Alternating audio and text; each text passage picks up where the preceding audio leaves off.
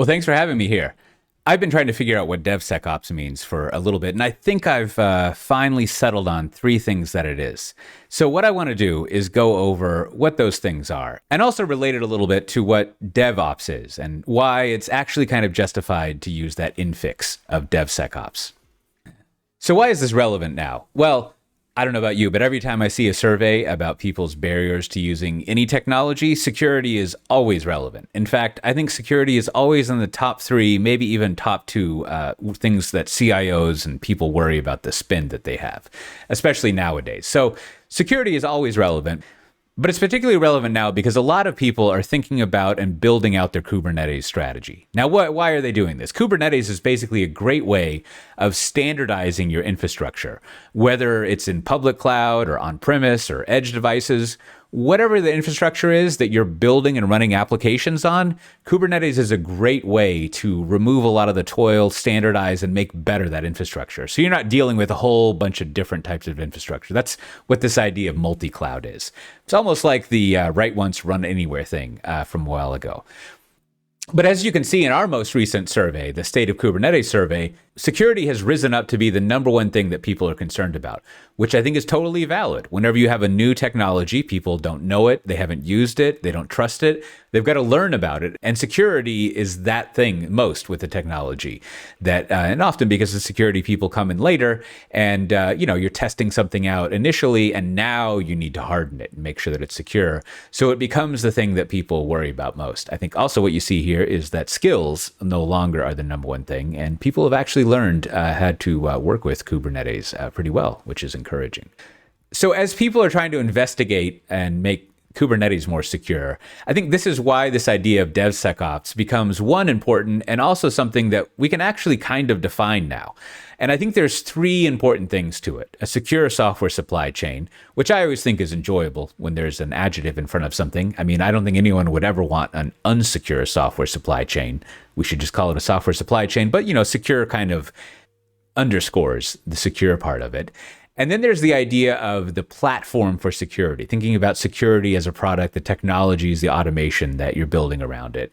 And that finally enables what's in the middle of this idea of a better culture of security, a culture that has more security involved in it, and kind of tactically this idea of shifting left, which is a very DevOps-y idea, right? And we'll see how that compares. So the first idea is a secure software supply chain. Now, what is a supply chain? A supply chain is just the further evolution of an automated build, a build pipeline, which is also further evolved into continuous delivery or continuous deployment, whatever you want to call it. I know they're different, but we don't have to worry about that for now. But thinking beyond even CI/CD, and as the supply chain name would say, thinking about where the inputs for your build pipeline, for your supply chain comes from, right? And the important thing when you start thinking about securing your supply chain is to write out, go find a big whiteboard or do it online or whatever, but put out not only all the activities that it takes to think of some application and get it into production, and also all of the inputs, all of the third-party libraries and services, and also code that you write, and also the configuration that you use throughout this, also the tools that you're using, every single thing involved, the entire supply chain.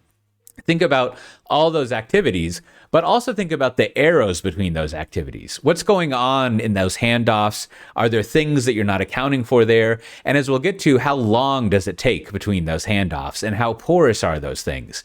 And once you have this view, it's important to start thinking about securing and hardening that supply chain. That's because along this whole supply chain, not just in each box, but even between the arrows, there's all sorts of ways that people can get in and that your security can be compromised. So you need to start thinking about, once we've drawn that up there, how can we ensure that we're not opening ourselves up to these various types of attacks? How do we make sure that we're not only securing each of the components and each of the arrows, but also how do we make sure we're not sacrificing actual productivity and just getting software out the door, right? You don't want security to be a blocker to getting the kind of weekly cycle of doing software that you see in good organizations nowadays, where they can get a feature out the door on a weekly basis so they can incrementally get more and more feedback about improving the software that they're doing. You can't really block that kind of progress for security, or, I guess you can, but it's really not going to help you out very much. So part of how you get to that point is thinking about security as a product. Now, this is where we build in the DevSecOps world on top of DevOps quite a bit.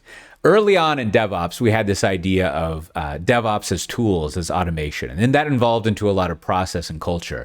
And in the last couple of years, what you've really seen is that idea start building on site reliability engineering. And as you layer this Kubernetes layer to standardize your infrastructure, you get to the point where you can build a platform. Now, we used to call this a platform as a service, but we don't really use that phrase anymore. I don't know why, but people don't seem to like it. So you can just call it as platform. But you're building a platform that your developers are using, kind of like you would be using services from public cloud or services from old Java app servers or whatever internal enterprise architectures that you have. But you have this set of services, not only the middleware and services that their applications rely on, but the build service that they use, the project management service that they use, the way of doing configuration for production that they're using. All of this type of stuff that's built into a platform that essentially your developers use to automate a lot of the infrastructure, the configuration, the release management, the monitoring, to standardize that sort of stuff so they can focus on what the application developers do best, moving pixels around the screen, putting features in their applications. Now, what does it mean, the as a product part? Well, it means that instead of just providing services, infrastructure, even middleware and stuff like that to developers, you instead take a product management approach to them and investigate and discover what they need and come up with the best way of solving that problem. You do what a product manager would. You do what the application developers themselves are doing, where you study what's needed, what the customer wants to do, developers in this case, and you come up with theories of the best way to provide it to them, of the best way to do it that makes them as efficient as possible and also satisfies the needs that you have. So if you think about this in the security standpoint, a lot of this comes down to identifying what those desire paths are, as you can see here. Now, a desire path is essentially you see this worn into any sort of landscape sort of a situation where you've originally designed paths to do one thing, but over time, people discover the actual best way to use that path. They discover what they need, the fastest, most efficient way to go things, and they actually paint out, by wearing through the grass, what the best path was. Now, for security, what this means is studying how you can make doing the right thing the easiest thing for developers, adding in templates and defaults to the configuration that they're using, the packages that they're using, putting in guardrails so it's very difficult for them to do things that are insecure. And Kubernetes can help out a lot here by enforcing things, for example, a lot of networking configuration and just making it not possible to do bad things. But think about product managing, paying attention to how developers are functioning and the best way to do things for them, and you build that into the platform. So this makes it possible to do that whole shift left thing, to start having security people and developers actually work with each other more, collaborate together more, and be more empathetic with each other. Security people understand what it is developers need to do. Developers start to understand security a little bit more.